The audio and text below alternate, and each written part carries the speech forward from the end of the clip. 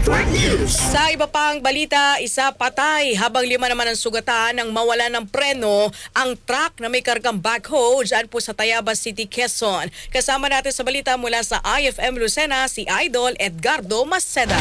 RMN Live Reports. Galing Lupan, Quezon ang isang trailer truck na kargado ng backhoe na may plate number CC9063 na minamano ni alias Walter kasama ang tatlong painante na kinilalang sina Christopher, Dave at Henry. Sa inisyal na investigasyon, alas 10:15 ng gabi nitong Sabado habang nakaparada sa kanang bahagi ng kalsada ang isang sasakyan na Volkswagen na minamaneho ng isang negosyanteng si alias Jeffrey at ang Treton pick-up na ang tsuper ay isang finance manager na si alias Dennis na nasa tabi ng isang restaurant and resort ng Araruhi ng truck at umailalim ang nasabing mga sasakyan ng mga biktima. Nangyari ang insidente sa kabaan ng National Road sakop ng Barangay Kamay sa Tayabas City. Naiulat na ang truck ay mabilis ang takbo na nawalan pa ng preno. Ang mga sangkot na sasakyan naman sa aksidente ay total wreck. Agad dinala sa pagamutan ng Tayabas CDRRMO ang mga sugatan mula sa truck. Tinulungan naman ng BFP Tayabas personnel na nagresponde ang mga nasa dalawang sasakyan na napailalim. Naisugod sa ospital ang driver ng Vox pero dineklarang dead on arrival ito habang nilapatan ng lunas ang driver ng pickup. Kasama mo sa RMN Calabarzon 106.3 IFM Lucena, Idol Edgardo Maceda, Pang RMN. RMN Network News.